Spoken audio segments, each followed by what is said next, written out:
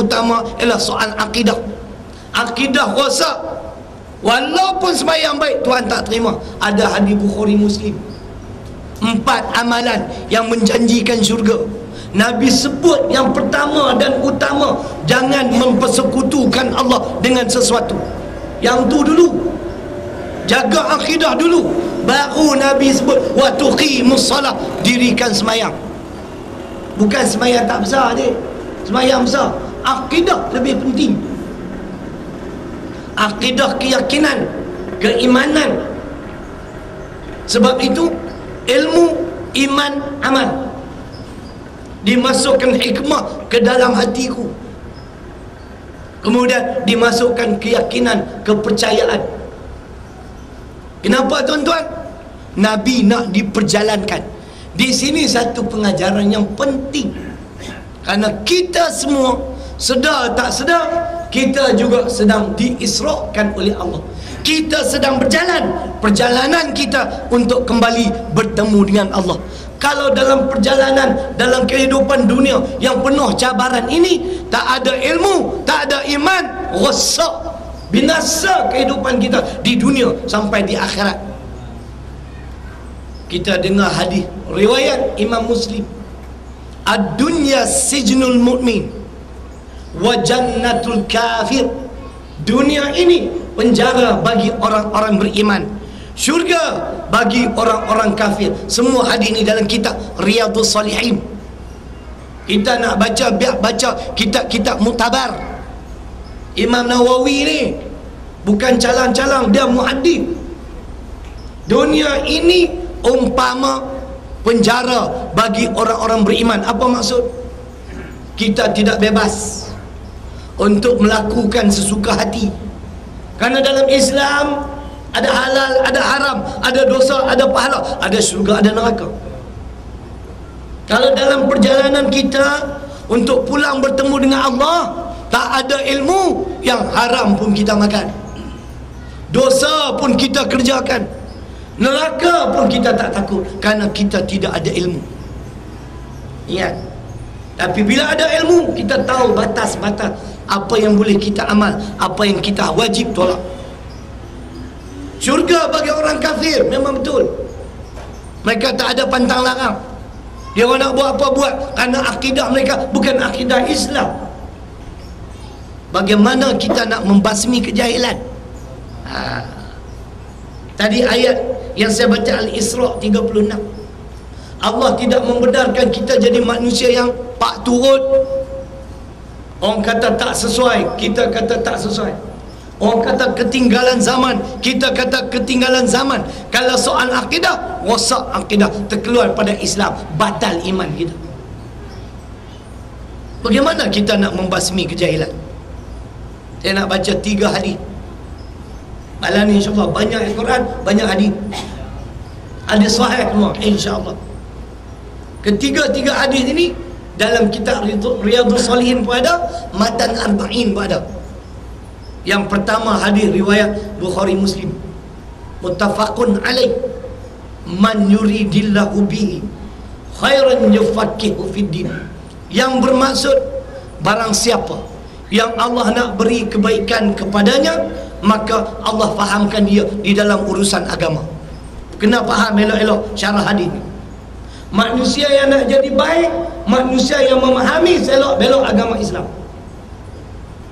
Fahamlah? Halal haramnya, dosa pahalanya, perkara-perkara membatal 2 kalimah syahadah, kena faham. Manusia yang nak jadi baik, Allah fahamkan dia dalam urusan agama.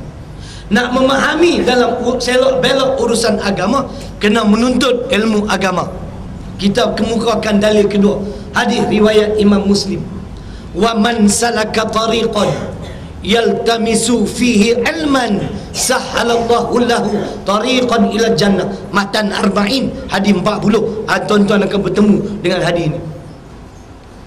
Barang siapa yang menempuh satu jalan untuk menuntut ilmu agama, maka Allah akan permudahkan baginya jalan-jalan menuju ke syurga. Apa maksud hadis ni? Maksudnya, ilmu agama yang kita tuntut ini bakal menjadi lampu suluk sehingga kita dapat membeza yang mana jalan yang lurus, yang mana jalan yang sesat. Tanpa ilmu kita tak dapat beza. Ini kata Nabi, ini syarah ulama. Saya kemukakan dari Quran. Firman Allah di dalam suratul Anfal pada ayat 29, surah ke-8. Ya ayyuhalladzina amanu in tattaqullah yaj'al lakum furqana, yang bermaksud wahai orang-orang yang beriman, sekiranya kamu bertakwa kepadaku, aku akan ajar kamu, akan ilhamkan kamu furqan, kamu menjadi manusia yang dapat membeza yang mana jalan yang lurus, yang mana jalan yang sesat. Tapi jadi orang nak jadi orang bertakwa mesti bermula dengan ilmu. Tak ada orang bertakwa tu orang yang jahil, tak ada. Orang bertakwa semua orang berilmu, orang yang mengenali Allah, orang yang cinta Allah, orang yang cinta kepada Rasul. Kena ada ilmu. Sebab tu ilmu perlu dipelajari. Majlis ilmu ni, ini majlis ilmu, pahalanya berlipat ganda, setanding dengan orang-orang Islam yang berjuang menentang Yahudi, menentang Nasara, menentang George Bush dan sebagainya. Tapi kita majlis ilmu tak nak dengar. Ini yang tak betul. Man kharaja fi talabil ilmi fahuwa fi sabilillah hatta yarji'a. Hadis riwayat Imam Tirmizi, kedudukan hadis hasan, hadis baik dalam kitab Riyadhus Salihin, yang bermaksud barang siapa yang keluar dari rumahnya kerana nak menuntut ilmu agama, di segi ganjaran pahala setanding sebagaimana orang yang berjuang di jalan Allah, sehingga mereka pulang semula ke rumah mereka. Makna selagi kita tak pulang ke rumah, kita duduk dalam majlis ilmu malam ini, selagi itu pahala sebanding sebagaimana orang yang berjuang di jalan Allah. Tuan-tuan faham tak apa maksud berjuang di jalan Allah ni? Jihad fi sabilillah apa benda? Kita terang dengan hadis. Jangan pakai kepala otak kita, tak boleh. Man qatala litakuna kalimatullahi hiyal ulya fahuwa fi sabilillah. Ini dah hadis dah, riwayat Imam Muslim, yang dikatakan fi sabilillah itu ialah barang siapa yang berjuang untuk meninggikan kalimah Allah, maka itulah yang dikatakan fi sabilillah. Kalimah Allah ni nak meletakkan Al-Quran, As-Sunnah di tempat yang paling mulia, di atas sekali. Al-Quran, As-Sunnah menjadi pentadbir kehidupan umat Islam.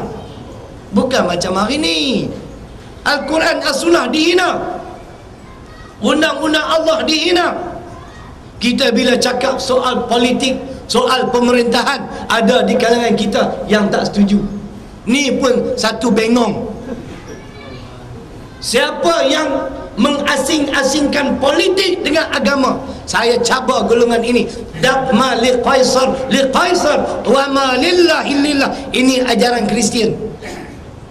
Siapa yang menyatakan politik suku, agama suku, dia menganuti ajaran Kristian yang termaktub dalam kitab Injil Matius. Apa maksudnya? Serahkan urusan mentadbir negara kepada maharaja, urusan agama kepada Allah. Inilah orang putih dah berjaya kelentong orang Melayu Malaysia. Soal pemerintahan bagi pahala, contohlah. Kalau soal agama, solat, semayang, nikah, kahwin, panggil Ustaz Syarilung. Tak betul. Ini kita telah mengasingkan politik, siasat, pemerintahan dengan agama. Mana boleh, kerana agama Islam sudah lengkap. Ada pula agama Islam tak ajar bab politik. Siapa kata tak ajar? Saya cabar dengan ayat Quran, surah ke-16, surah An-Nahli ayat 89, di pertengahan ayat 89. Wa nazzalna 'alaikal kitab tibyana likulli syai'. Itu dari Quran. Kami turunkan Al-Quran untuk mengajar kamu segala sesuatu. Segala sesuatu, apa yang kita nak tahu, buka dalam Quran ada. Macam mana kita orang Islam solat tak tinggal tapi tolak politik Islam? Bukan orang sini, orang Sungai Petani you know. Orang sebenarnya banyak ada sini 2 kali 5. Kena faham ni. Politik sebahagian pada ajaran Islam. Nabi berhijrah pada Mekah ke Madinah. Tuan-tuan ingat pergi makan angin tak? Kerana di bumi Mekah Nabi tak boleh laksana undang-undang hudud. Mereka asyik menyembah berhala.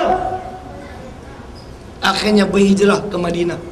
Allah janji, innal ladzi farada alaikal Quran la radduka ila ma'ad. Wahai Muhammad, aku turunkan Quran untuk kamu amal dan laksana undang-undang yang ada. Tetapi buat sementara, berhijrah dulu ke Madinah. Kamu akan kembali satu hari 10 Ramadan 8 Hijrah ke bumi Mekah sebagai orang yang menang dan melaksanakan undang-undang Islam. Itu surah 28 Al-Qasas ayat 85. Kena rajin tengok Quran. Bukan pergi saja-saja pergi. Kena faham. Kerana tak boleh laksana undang-undang Islam di bumi Mekah. Berhijrah dulu, bina kekuatan di sana. Ini ayat yang Allah janji, satu hari nanti Nabi akan pulang semula ke bumi Mekah sebagai orang yang menang. Maka berhala-berhala 360 berhala semuanya dimusnahkan. Islam letak di atas. Islam yang paling tinggi ketika itu Al-Quran dan As-Sunnah. Sebab itu di Madinah ada perlembagaan. Di Malaysia ada perlembagaan Haprak, perlembagaan persekutuan. Di Madinah Piagam Madinah, perlembagaan Madinah yang menyebut dengan jelas undang-undang utama, rujukan utama ialah Al-Quran dan As-Sunnah. Malaysia rujukan utama perlembagaan persekutuan. Terima undang-undang ciptaan manusia, kita telah mempersekutukan Allah. Tuan-tuan, jangan tak faham. Sebab tu kena mengaji, kena belajar. Kalau baca ayat Quran, kena pergi tengok apa ulama tafsir.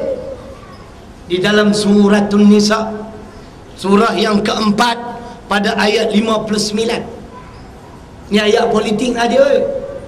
Ya ayyuhalladzina amanu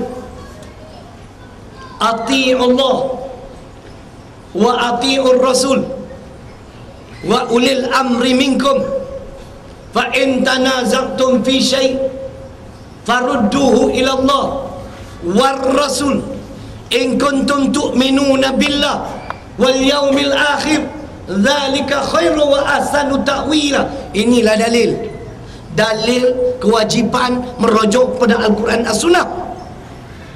Wahai orang-orang yang beriman, taatlah kamu kepada Allah dan taatlah kamu kepada Rasul dan kepada pemimpin dari kalangan kamu. Kenapa ayat ni? Bila Allah sebut pemimpin, tak ada perkataan taat. Ada? Tak ada. Siapa kata ada? Ada. Ulang sekali lagi. Tak dengar ke? Ya ayyuhalladzina amanu ati'ullah wa ati'ur rasul wa ulil amri minkum. Mana ada ati'u? Taat kepada Allah, taat kepada Rasul dan kepada pemimpin dari kalangan kamu.